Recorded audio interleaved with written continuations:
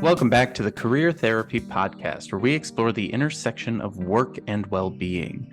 I'm your host, Coach Marty, and each episode I interview mental health experts, coaches, and industry insiders to bring you practical insights and tips that will help you build a meaningful, rewarding, and sustainable career. So join me as we explore the path to career satisfaction, one conversation at a time. In today's episode, we sit down with Lydia Lincklaen, a certified coach who focuses on stress prevention, mental health, mindfulness, and burnout.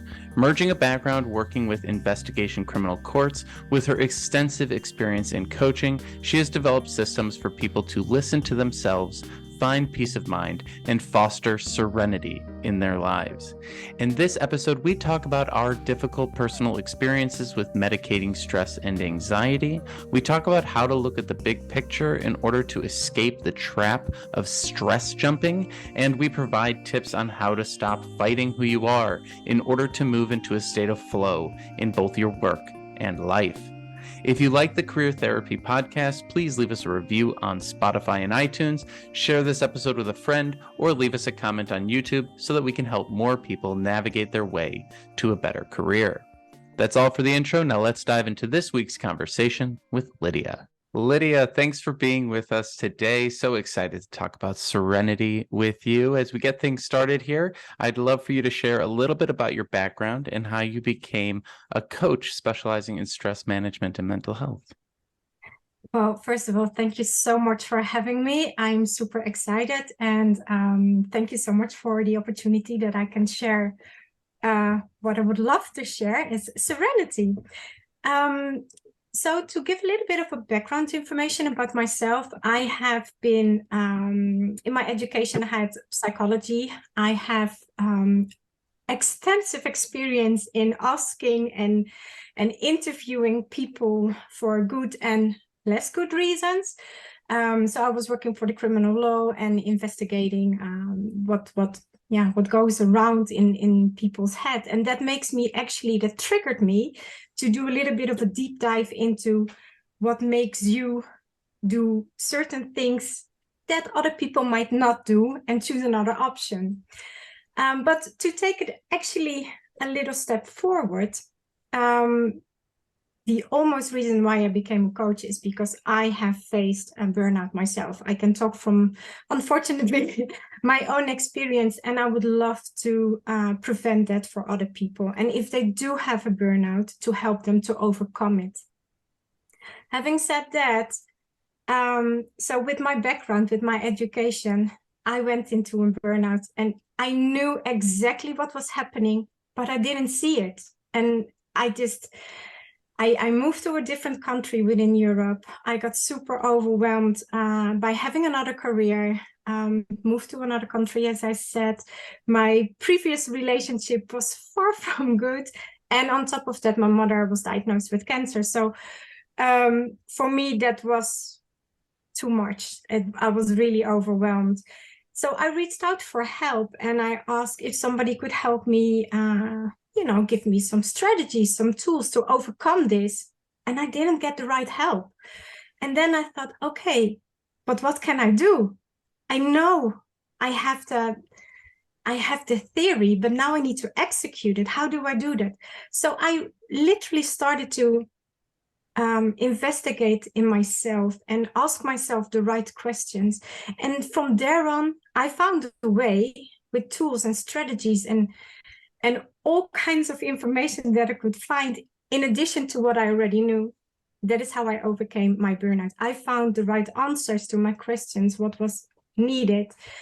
So then people found out, obviously, that I helped myself, and they asked me if I could help them. And I was super honest. And I said, listen, I don't know, it works for me. I don't know if it works for you. But that was more than 10 years ago. And in that period of time, I have helped so many people with what I did for myself that I thought maybe, because one of the things was that I was not happy with my new career, I thought maybe this is what I need to do, because what are my needs? What is it what I want? What makes my heart goes faster and what gives me joy? And then I thought, I really need to go into coaching and help people for the right reasons. So yes, resume, in short, theory, experience, put it together, and here I Absolutely. am. Absolutely. And I think that there's a lot in what you're saying here.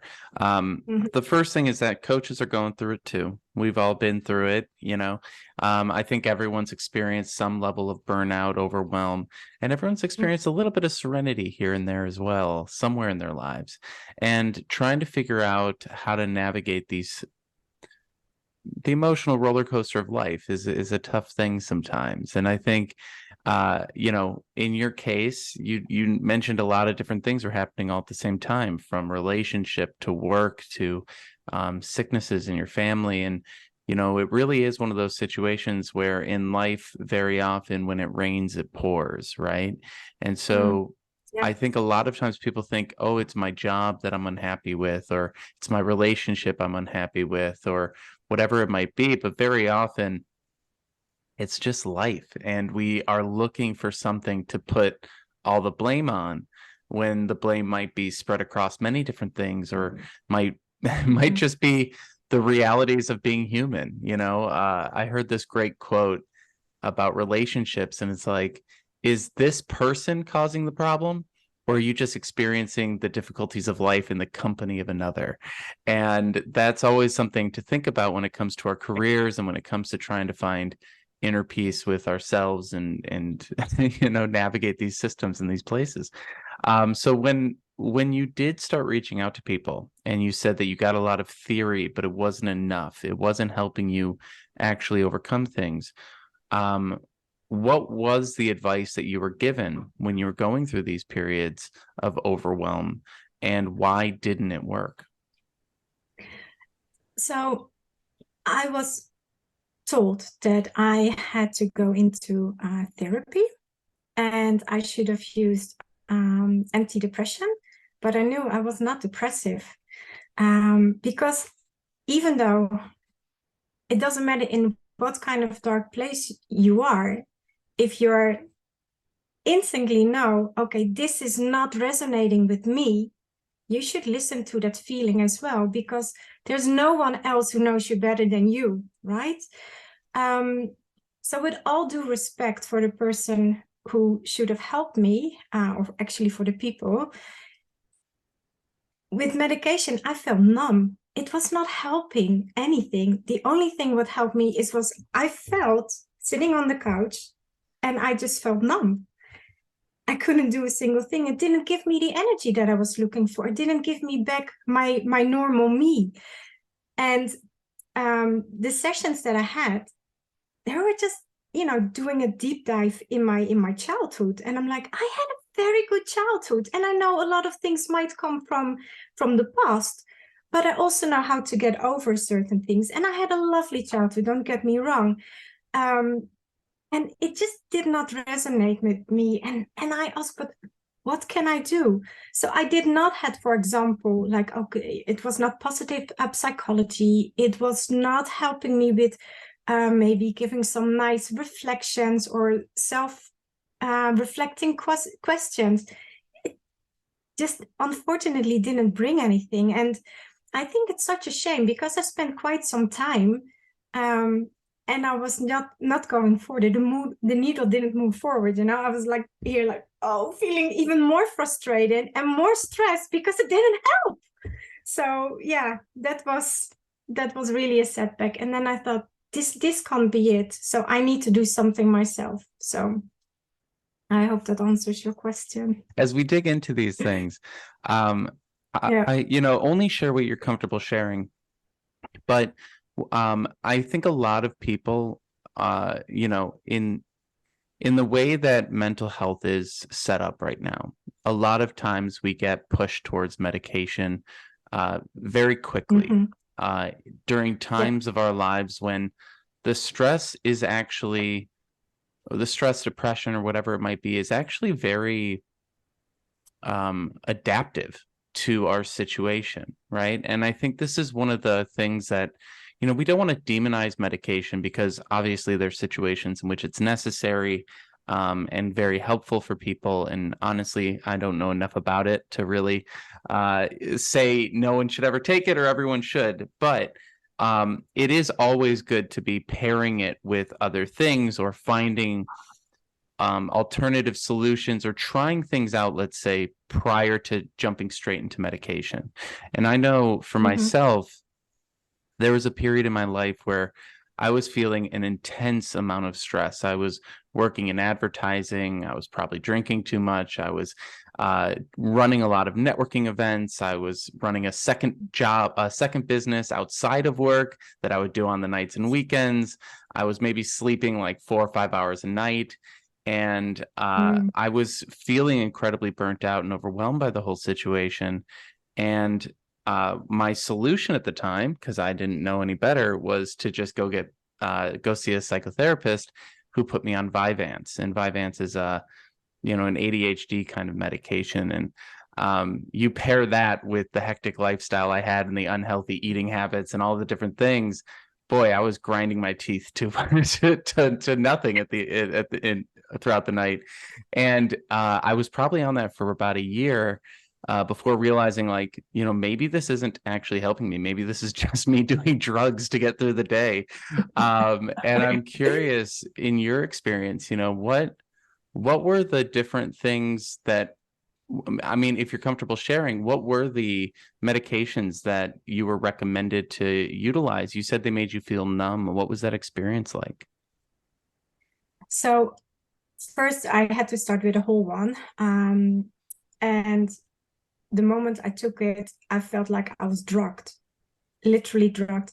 My heart started to go way faster, but so my heart rate went up, but all my movement slowed down and there was no energy. So I mentioned that, oh yeah, maybe you're very sensitive to medication. And I'm like, yeah, I never used medication. So yes, obviously my body is it's something chemical that you put in your body, right? So everyone has a different reaction to it. So the advice was, okay, start in with a half, which I did. While I was already not eating, not sleeping, this should have helped me to sleep and to have a normal appetite. It just didn't work out for me. So in the end, I could eat a little bit better, but my sleeping was just not good. So in addition, I also got sleeping pills. And I said, but this is not what I want. I mean, I woke up, so you have the sleeping pills to let you fall asleep or to let you go through the night. So I could fall asleep with it, but still I woke up at 3, fully anxious, like, oh, what is the day gonna bring me today?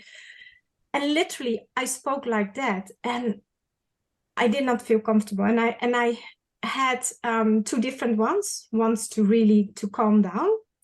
And I think I had something similar as what you had. It just didn't feel good at all. So I stopped with it, and then I had a unpleasant conversation saying that if you have medication and they're described, you should take them. And then I thought, no, I'm going to be bold. I'm going to listen to myself. I know who I am. This is not working. My body screams and gives me all the signals that it's not helping, it's not working, and actually it gives me more stress and anxiety. And that is exactly what I want to overcome. So why would I add instead of just reducing it? So, yeah. Well, and you're hitting on something really important, which is a lot of times medication begets more medication, right? And we can find ourselves in a Elvis situation where you're taking uppers to wake up in the morning and downers to go to bed at night. And to your point about it affecting appetite and things like that, I know when I was on Vyvanse, I lost a lot of weight. I mean, there's that because I wasn't eating anything. And I'm like, wow, it's amazing how far through the day you can get with coffee and speed. And I hear you. I know. And so it is one of these things where it's like, okay, so I already had problems sleeping. Then I got put on, I think it was like 30 mil time release Vyvanse. And then all of a sudden I'm not sleeping even more, but hey, at least I'm like working through the night. And you find yourself in these cycles, and I think it's really hard to break a cycle, and especially when you're scared of what's on the other side of it, or you're feeling burnt out, or whatever you're being prescribed is actually increasing your burnout or numbing you to it and making it really hard to, because, if you slow down in the way that you're talking about, it's not like you're going to be staying on top of all your work and all your projects. Like, things don't go away. Work just keeps coming. So things just build up and you're just slowly kind of moving your way through it. And again, just the disclaimer here, not a doctor. Don't just quit your No. medications. Talk to a physician. It is very unhealthy to just go cold turkey overnight. What we're talking about here is just trying to listen to yourself and be more mindful, even if you are taking these medications, even if you are being prescribed this stuff. Because one of the things that shocked me so much about getting a prescription for something is just how easy it is. The person that I got my medications from barely asked me any questions, never even sat down and had an hour-long conversation with me. They had me fill out a questionnaire, and then every week or every month I would go in and they would say, so more? And I go, I guess. Just prescribe me more. And I was like, this person has no idea even what my name is, probably. And then I started having sleeping problems at one point, and I called my doctor, and they were like, here's another medication. And I was like, oh my gosh, it's so easy sometimes to get these things. And to your point, it's like, yeah, maybe they can put me to sleep, but then I wake up at 3 a.m. sweating and with the shakes. And that's how I felt with the sleeping medication. It was like anti-anxiety sleep medication. And, as someone with high anxiety, and, I'm sure you have all sorts of stuff that you'll share here. There's a lot of different ways to approach this. And so without going, too hard on the medical side of things, let's bring it back to some of the things that you started to do once you started getting away from the medication. So you went and had that hard conversation. You stopped taking your medication, and then what did you start incorporating instead? If the theory wasn't working and the meds weren't working, what ended up, moving the needle? So thank you for that question, because I think it's one very important question. And one of the most important questions you can ask yourself is, what do I need? And if you take that a step back, is actually you say, we all have needs. And somehow, if they're not fulfilled, then you need to take a step back and say, okay, what is it what I need? What is it that I miss? Do I have a goal in life? Or can I be who I really want to be? Am I doing what I really would love to do? So if you look into work, is this the job that makes my heart goes faster in a positive way? Does it give me energy, or is it consuming my energy? So for me, it was really the question, what is it that I want, and what is it what I need? And how do I get there? So, but first I had to overcome the not sleeping and so on. So I thought, okay, how can I have a quick win? So I looked into my nutrition, and I thought, okay, not eating is not good. I need to have healthy nutrition, because as what you said, coffee will, bring you a long way during the day, but it is not healthy for your body, and your body is already fighting. It's working in overtime, even though you don't feel like it, because you're just wrecked and you're drained out, and you might be just only, dragging yourself from your bed to your couch, but your body is working enormously. So I really thought, what is it that I need, and how do I get there? But I need to first have like a quick win to gain some energy. So I thought, okay, I go into my nutrition. I will have a lot of vegetables. I have my fruit, my vegetables, my fibers. I make sure I have my vitamins, and I drag myself out of the door and I go for a walk. And then after every activity that I did, I literally put myself on the couch or on a chair, 50 minutes, nothing, not a phone, nothing. But literally sitting and recovering. And then I could do another activity, like, okay, what shall I eat? So my day was literally get out of bed, sit on the couch, 15 minutes to recover, prepare myself for breakfast, wait 15 minutes, started to eat. So that was my whole pattern. So I started to get a day rhythm. And with that, I could re-energize a little bit from the activity that I did. And then I thought fresh air is very good, so I need to go out. I just did 5 minutes walk. I literally started 5 minutes being outside. Fresh air, other people, change your thoughts. And then I thought, okay, this is helping. What I did in addition was also to find ways of, okay, how can I continue to motivate myself? So my small victory going outside, I celebrated it. Say, yeah, good. So I gave myself positive affirmations as well, like, okay, I can do this. And then the moment I did it, I celebrated, because even though you think, okay, Lydia, seriously, a walk around the block, that is a small victory. Well, if you have a burnout, it is a victory. And we should embrace every small victory, because every small step, every small victory ends up for you to overcome or to prevent that you have your burnout. So it contributes to good feelings. And what I also did is, the moment I got, those inner critics or those negative thoughts or the self-talk, I thought, I need to get it away. How can I get it out of my head? What can I do? So I started with sound meditation, and I was like, okay, I listen to myself, to my breathing. I focus on how I breathe.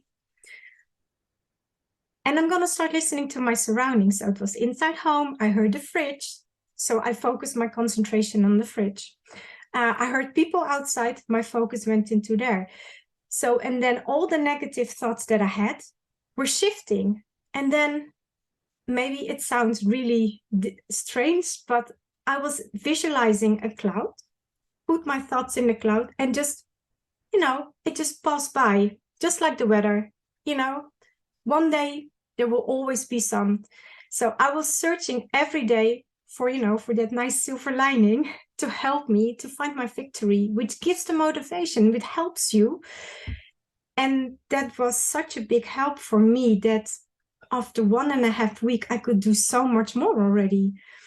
So the moment you feel that you go into your reserves, you stop, you take a step back, 15 minutes. After 1.5 weeks, I did that.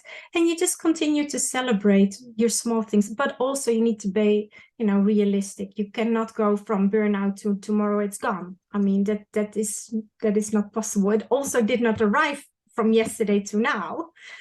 So you cannot overcome it from yesterday to now. I like that point, because a lot of people think, when they think burnout, it's a moment. I burnt out today. I burnt out at 3 p.m., whatever it might be. You've got 5-hour energy saying, take you this to overcome the 2 p.m. slump, and then you never sleep. These are interesting things, because burnout takes time to accumulate, and it takes time to reduce. And I think that point is something that's not really discussed when it comes to burnout. It's a lot of quick fixes, just do X and burnout is, and crush burnout, get rid of burnout. And then people start to feel guilty because the burnout doesn't go away, or the imposter syndrome doesn't go away, or the stress doesn't go away, or the depression doesn't go away. And again, a lot of these things are adaptive, right? To your point of the medication and not listening to your body, a lot of times we want to get rid of stress, get rid of anxiety, get rid of burnout, get rid of all these things, when burnout is really just information. It's your body saying, hey, you haven't been doing XYZ. You're not taking care of me. You're not listening to me. So I'm going to shut down. That's what I'm doing. I'm going to shut down because you're not paying attention to me. It's a red flag saying help, right? And that's where we can start to go, yeah, I'm here to help. Okay. So we ask ourselves, how can I help?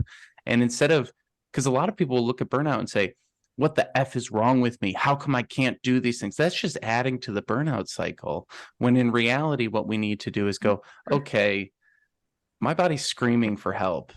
how do I sit down and start helping? And I think your point about your body is working enormously hard to help you recover, and that's why it's burning out. Maybe someone is dealing with a hangover because they went to a party last night, or maybe someone is dealing with exhaustion because they didn't sleep well, or maybe someone is whatever the thing might be.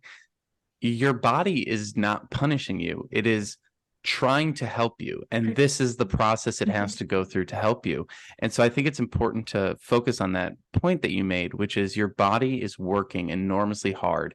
Even the things that are uncomfortable, even the stress, even the anxiety, that's your body trying to help and listening to those signals and then responding appropriately. So how do you think we can best listen to that and respond appropriately? Because it is hard. You talked about meditation and making space and all these things, taking 50 minutes to sit in a chair. I think a lot of people get scared when they hear that because they're like, I don't have 15 minutes. I don't even have 50, or I don't have 15 minutes, let alone 50. And these are things where, it almost creates more stress when we try to address our stress. I hear you. So, your mind is so powerful. I love the question. So I would like to take a step back and look at the mind. The mind is incredibly powerful because actually the mind is overruling all the time your body signals, because you go on and you might think, oh, I put in another 2 hours, so I am on top of my game, or I do another 3 hours here and another 4 hours there. And where other people might say, no, this is the limit, I stop, you continuously go on and on. While your body might tell you, hey, slow down. But your mind says, no, I'm going to keep, continue, go on. So you're pushing yourself all the time. So at one point, your body and your mind are disconnecting. They're not communicating anymore. So when you're healthy, everything communicates.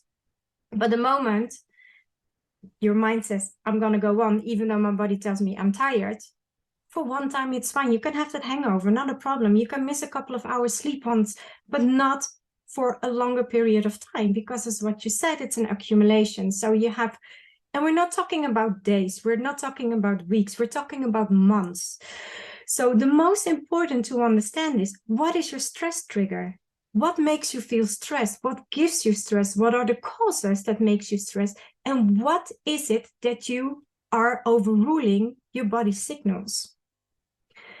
Having said that, if you can have the conversation in your head, I need to go on, you also have the conversation with yourself, I'm going to neglect my body's, signals.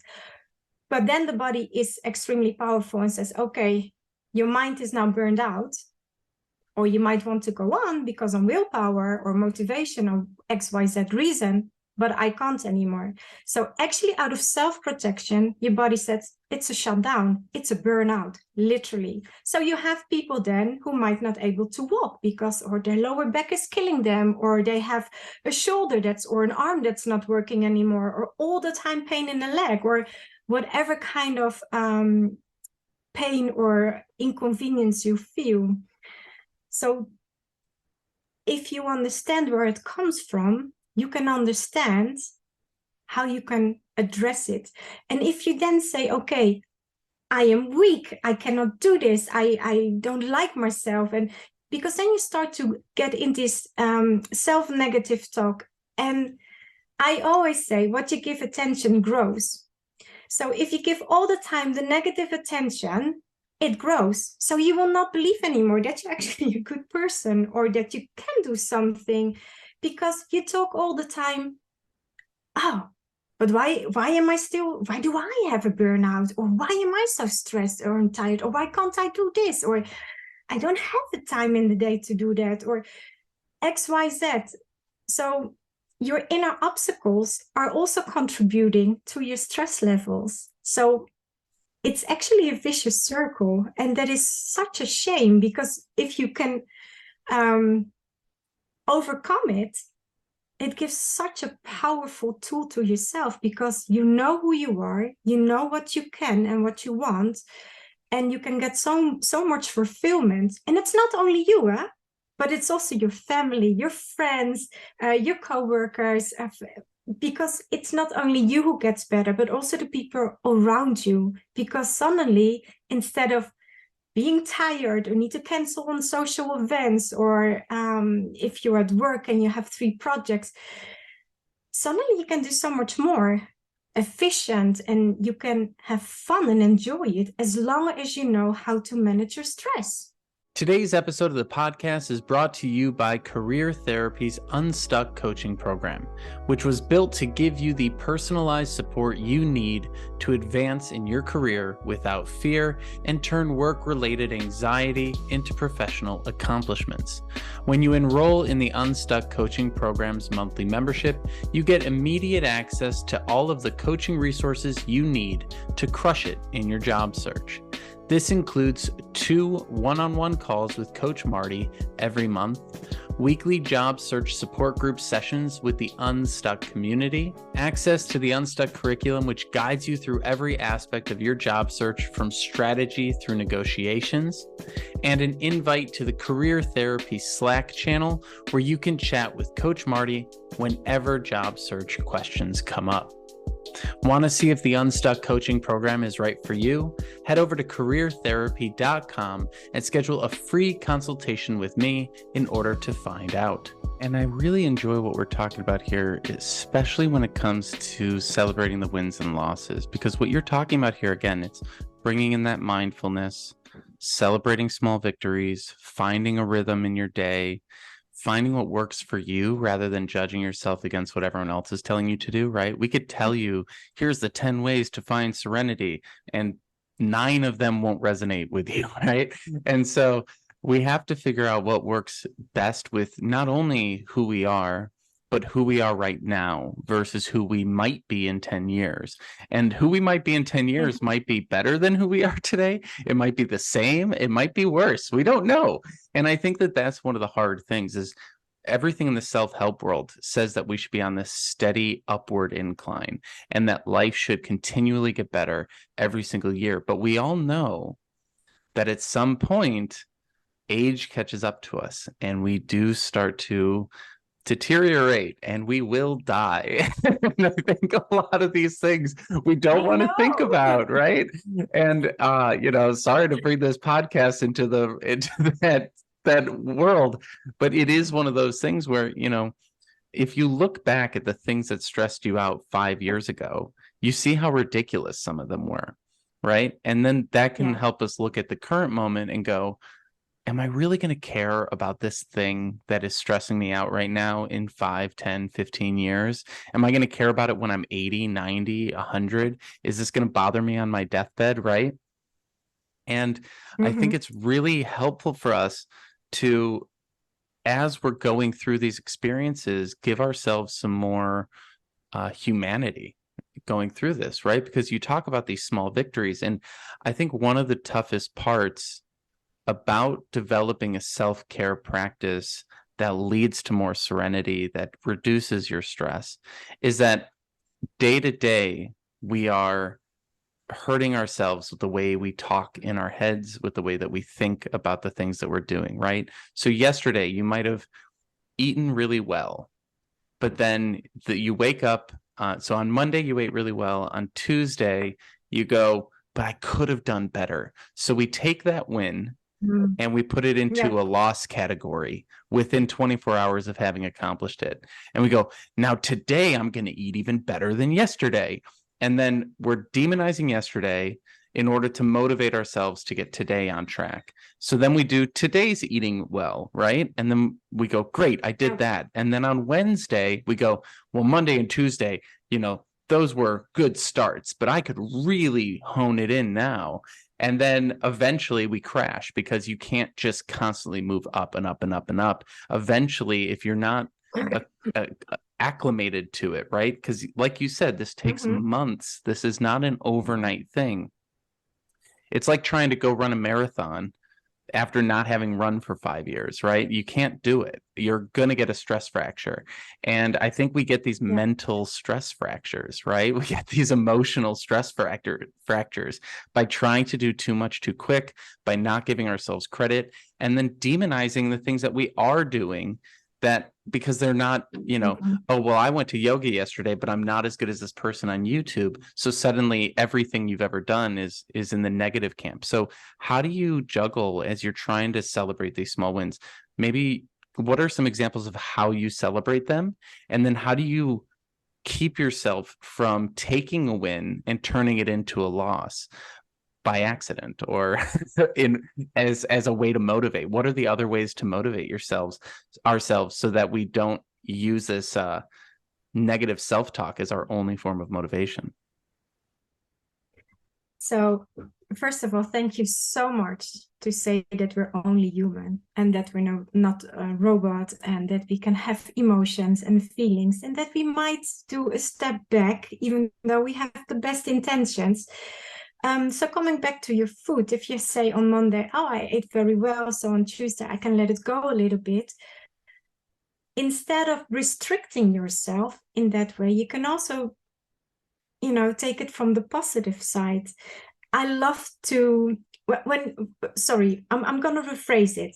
If you say, I cannot have the chocolate bar today, even though I had a very healthy day yesterday, because then you put the stress on the not.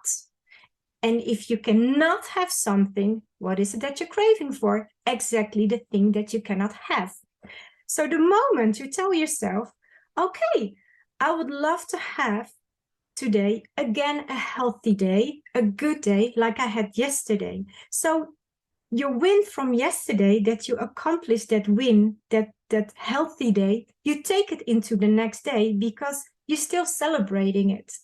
Now, if you do have a little step back or a setback and you go and grab that chocolate bar, then don't see yourself as a failure.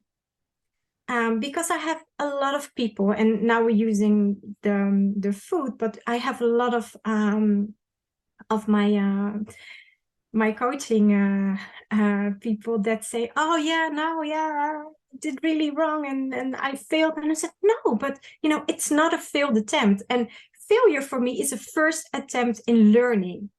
You always learn. So whatever it is that you're unhappy with your setback or your little error or your mistake that you make, try to convert it in a win. You take learning out of it. So when you do have that chocolate bar and you kick yourself from left to right because you ate something and you said, oh no, but today I didn't want to have it, no. Calm down. Yesterday you had a very good day. You take it into a win today. You know now that when you ate a chocolate bar that you're not happy with yourself. So go back to your happy feeling and then convert it into tomorrow. It's going to be a good day. But don't make this one chocolate bar into 7 because you already, crossed your limit. Then stay reasonable as well. But I'm not a dietitian or a nutritionist. Neither of us are. We're just talking here. But I do think that there's a lot to be said about zooming out and looking at the bigger picture. I think one of the difficulties of stress is that we're so focused on the current stressor, and there's always something to be stressed about, whether it's your waistline or your job or your income or your relationship or your friendship or the thing that boss said or the thing that coworker did or the whatever. There is an endless number of things that we can be stressed about.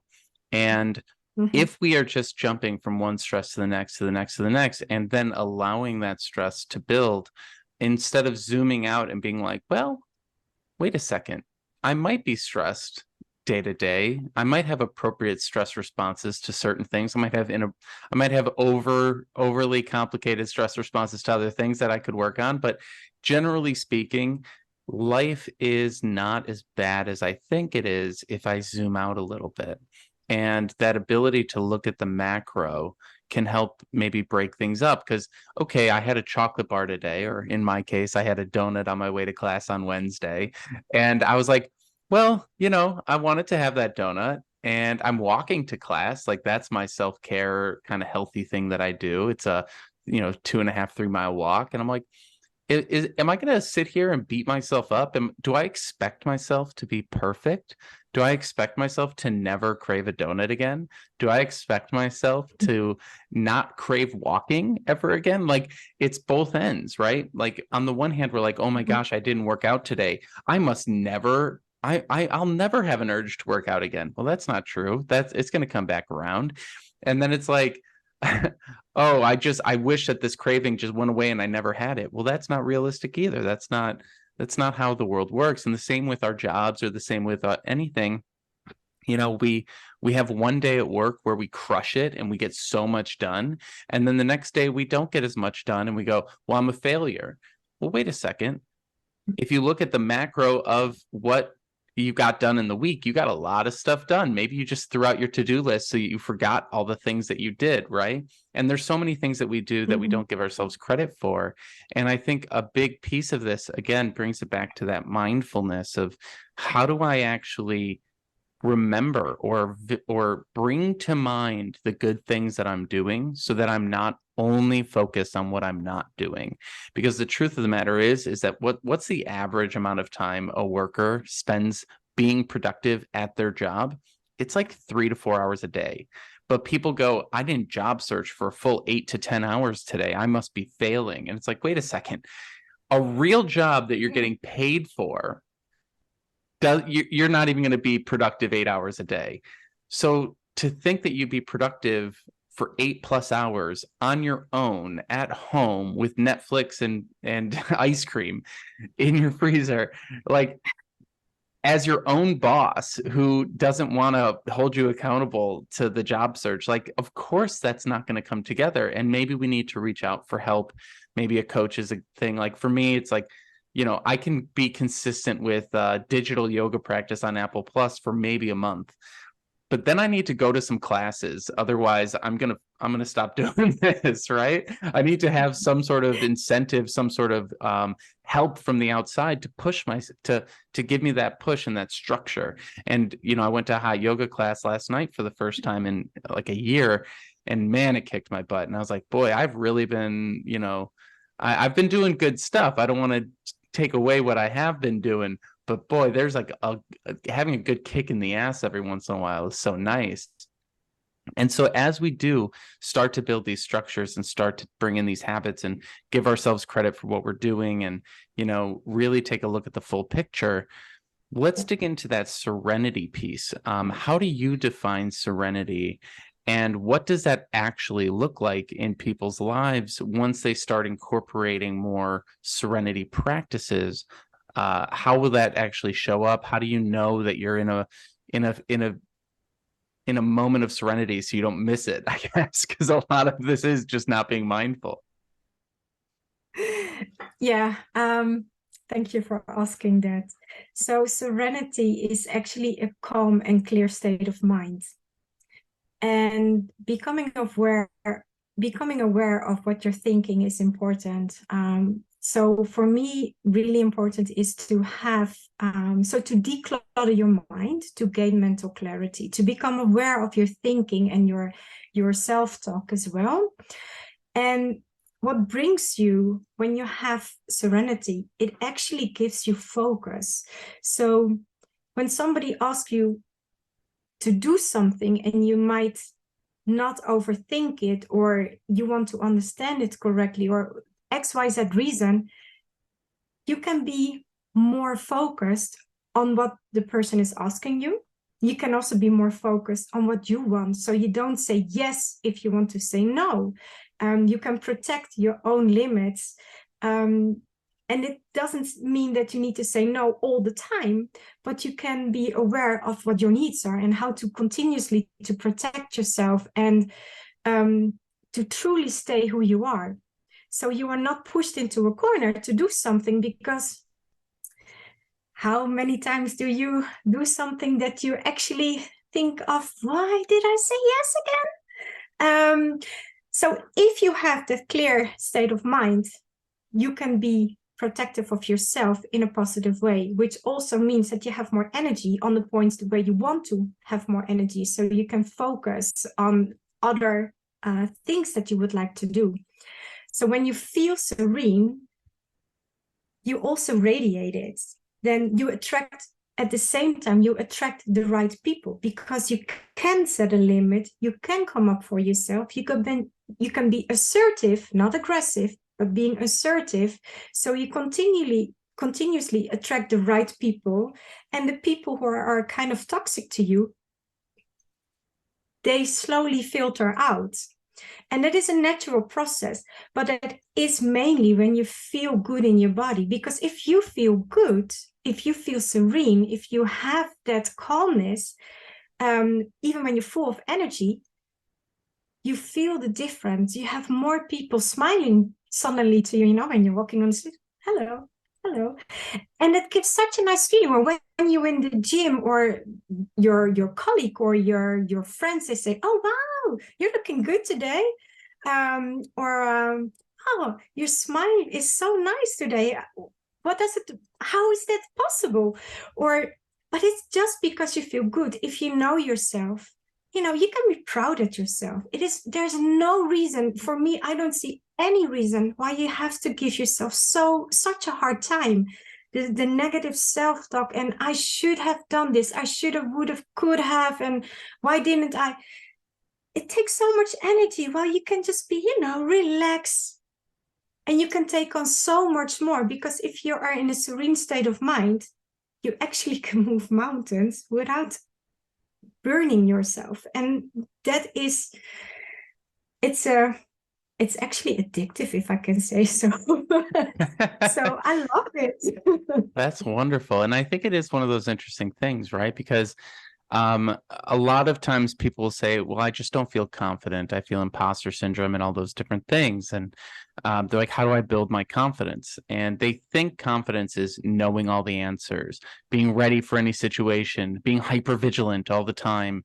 And truthfully, confidence is just being calm, just being okay with things, knowing that you don't know something and being okay with the fact that you don't know it, and communicating in a way that, you know, says, I don't know that, but I'm happy to find it out. What do you need me to figure it out for? Like, what are we trying to accomplish here? And that is very much in line with what you're talking about with serenity, where it's like, you know, I'm not in this like blissful state of unawareness. Serenity is not being unaware, it's being aware and being okay. And I think that that's such an important thing, because when we say know yourself, people go, oh, I know myself, I'm a piece of crap, and here's all the ways that I'm a piece of crap. And it's like, okay, wait a second, know your full self. know that, yes, sure, maybe you're a piece of crap in some ways. You know, I love eating a bunch of ice cream and watching Netflix like the next person, but I also really enjoy a hot yoga class, and both of those things are true. I enjoy being incredibly productive at work, and I enjoy taking the weekend off if I, you know, doing something, you know, to take my mind off things. And so much of what we're talking about here is balancing the way that we think, so that we can just not feel like the world is falling down all the dang time, right? And so as people are trying to incorporate this and find that serenity and reduce that stress and get out of burnout or whatever it might be, I want to bring it back to how long it takes. It took time to get into this state, and it's going to take time to get out of this state. And I don't want anyone to think, oh, well, I've just accepted who I am. Now tomorrow I'm going to wake up perfect. That's not necessarily true either. So when you talk about how addictive this is, how did that addiction grow? Like, what were the early stages of this acceptance and serenity for you? And how did it develop over time? Was it instant? Was it a slow grow? Does it kind of go up and down? What's been your experience of this calmness? So, first of all, we're all humans again. We remain humans. So you might go 2 steps forward, you do 1 step back, as long as you re-energize yourself. So having serenity or getting there, sometimes you feel you have no progression. And then the next day you can feel like, oh, but wait, what I did yesterday actually contributes to me being calm right now, because maybe I'm journaling, and so I can write down what my feelings are and really go into, okay, what is working for me, or being gratitude, and then writing down like 5 things every day that you're grateful for. Even if it's just, I can have, I had my donuts yesterday walking over. So it is the moment you feel like, okay, I feel at ease with who I am because I matter. I don't have to live up to somebody else's expectations as long as I can accept myself. And the moment I can accept myself, I know, every day I learn, and I will be, somewhere I will have more development because I'm not perfect, far from it. But I accept myself who I am right now. And instead of thinking, oh, I should do this, and why didn't I do that? Because then I focus again on the negative. So if I accept myself who I am, then I can make the progress and I can make the steps forward. And then the small victory, when I do feel serene, like, oh, I feel good, or I feel relaxed, even when it is sitting on the couch, is what you say, watching Netflix and having that ice cream on it, it's fine. Because if that works for you, it works. If that is how you can balance out the stress and recover from a stressful moment, it works. So I'm not saying that you should have that 5 times a day, but that becomes unhealthy. But it is what it is. And yeah, you achieve better results when we rely on our own strength instead of worrying about what others might think of us. And you are you, and you need to live with yourself. And what you said is, when you're old and in an old people's home, you all sit on the same couch, you all have someone helping you, giving you food. But it is also, how do you look back on what your life has been before that? Did you enjoy it? Or have you been only worrying? Or have you been under so much stress? Or did you get out of life that you want to get out? So if you have that peaceful state of mind, that calmness, you feel it just sparks somewhere, something inside of you. It gives you the energy that you're looking for to find your next one, because that is the addiction. If I wake up and I'm like, oh, did not have a good night's sleep, then I try to find, with my breathing and my concentration on myself, okay, do a self-check. How can I get there? Why didn't I have a good night's sleep? And what can I do to make a change? So, and then, okay, I accept I did not have a good night's sleep. So maybe on my 20 things to do list for today, I might need to strike through a few. And that's what it is. And that's okay, because maybe tomorrow I have that amazing, super productive day and do everything like an 8-hour instead of the 4 hours, and I make progress. So it balances it out automatically. But you do need to accept things how they are, because if you're going to push and pull, who are you pushing and pulling? Are you fighting against yourself instead of just helping yourself? I mean, it's what is important. Yeah, I think that you're dead on with, we need to stop fighting ourselves and start helping ourselves, because when we really think about this stuff, I had a great day yesterday and I want to replicate it today. And whenever I talk to people, they're like, what should my day look like? How many jobs should I apply to every single day? How many people should I network with every single day? And they want like a set structure that never, ever changes. But the problem is that we change every day. So even if you have a set structure for every day, great. I mean, if you're a disciplined person and you're crushing it, don't stop. But if you are not able to stick to that structure on a daily basis, that can typically lead to burnout very often, because you're trying to hold yourself to a standard that is inflexible. And I think that a lot of what you're talking about with serenity is about flexibility and flowing with yourself rather than fighting yourself, and really helping ourselves. Just really helping ourselves. Just leave it at that. And so when we do stop fighting, I'd love to just hear maybe an example or two of people that you've coached. What did it look like when they were coming in, and what did it look like when they were maybe not coming out the other end, because it's an ongoing journey, but what were some of the changes that you've seen in your clients of how Serenity can impact their way of being in the world? So I can take, obviously I will take a fictive name because I cannot use the real name out of confidentiality. So let's say Joe.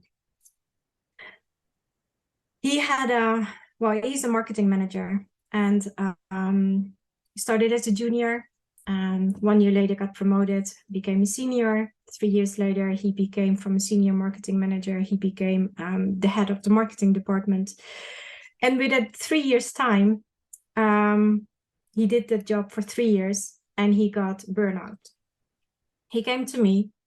It was actually his second burnout. He came to me, said, Lydia, I cannot work anymore. I want to quit my job. Actually, I quit my job already. And I am too stressful to even think of applying. So we started to work, okay, what is it what you need? And all the things that we previously discussed. So once he went back, he found another job. He went back to work. And I said, well, one of the things you need to be very careful of right now is that before he said all the time, yes, I do this. So he had 1, 2, 3, 4, 5, 6 projects at the same time because he could not say no. He also could not delegate. So I asked him, what would be the harm if you say no, or if you can delegate? Because you cannot micromanage all the time. It is impossible to do that because you work in a team or you have a team. So in the end, he shifted his focus. Instead of all his projects at the same time, he put his focus on 3 projects. So instead of 6, it went to 3. And I asked him, okay, how does it feel? And he says, I don't feel all the time the stress to look at the 6 projects. I feel that I can now do actually something and a good contribution to the 3 projects. So he felt the focus, and he said, with the focus, I felt calm, because when I feel calm, I have the concentration and I can come up with maybe alternatives. And the funny part is that he did tell me, like, Lydia, I have to say, it makes me also a little bit stressful because I'm worried that my manager will tell me, hey, you do a shitty job because you only do 3 projects versus 6. I said, okay, then continue how you feel is good. He said, no, I'm gonna try to do it. So then he called me, he said, you know what, today I had a conversation with my manager and I was scared to death going in because I thought he's gonna tell me I did a lousy job, right? Because 3 projects. He told me, wow, very well done. I'm impressed by the quality of the work you delivered. And he said, and I could only reach that because I had such a good focus and because I had a calm state of mind, instead of having all the time the distraction of the 6 projects, could narrow it down to 3. It gives me calmness, even though he felt a little bit anxious about doing that, but it is breaking a habit at the same time. And breaking habits, you know, it requires some time as well. So actually he was more productive and he could finish the projects earlier than scheduled, even with the other 3 projects. So he one time delivered better, and he said it gave me a calmness, so I did not feel stress in the moments itself. So it gave me actually energy to move on. So I had a very nice call from him saying, I love this. I just really need to think outside of the box and take a step back, or, you know, think out of the box and see how I can put it in place, and it works. So yes, I mean, that is what, you know, that's why you're coaching people for, right? Well, it's incredible that a lot of times what people fear is that others will be upset with them, but others have lower expectations than we have of ourselves. I see that all the time, and I've said this on the podcast before, but I talk with people and I go, how much less could you work without getting into trouble? And they're like, oh my gosh, so much less. And then they do that and they end up getting promotions because they're doing better work. If you try to do everything all at once, you end up doing all of it poorly. So I think your point about focus and really honing in. And so as we get to the end here, just to go through a few of the takeaways from our conversation and just to really solidify this in people's minds, a few of the things that you mentioned are we, number one, need to listen to our body when we're stressed or depressed. We need to be mindful of what we put into our body, including food, medication, drugs, etc. We need to celebrate every small victory. We need to build a healthy reconnection of our body and mind and help them communicate with one another so they're not so separate. Look at the big picture and not get caught up in the minute-to-minute stressors. Stop fighting and start helping, or move from that fight to that flow place. And truthfully, at the end of the day, with the work that you do, serenity is a sense of calm and clarity of mind. So as we wrap up here today, if you could leave people with one final thought, something that they could maybe do or think about or chew on as they wrap up this episode and move into the rest of their day, what would you say to them, Lydia? I would ask them, how can you go from stress to serenity? What makes you become you and help you to manage your stress levels? Because for everybody, it's something different. So my takeaway is get to truly know yourself and find out what your needs are. And then you can really fulfill your life the way you want to. So unlock your potential, declutter your mind. Come on. Let's clarity. Do it. Yeah. Well, Lydia, thank you so much for being here today. If people want to follow along with your work, where can they find you? So www.serenitycoachlydia.com. All right, and we'll link that all in the notes below, so check out the description. And Lydia, thank you for being here today. I really appreciate your time. Thank you so much for having me. I really enjoyed our conversation.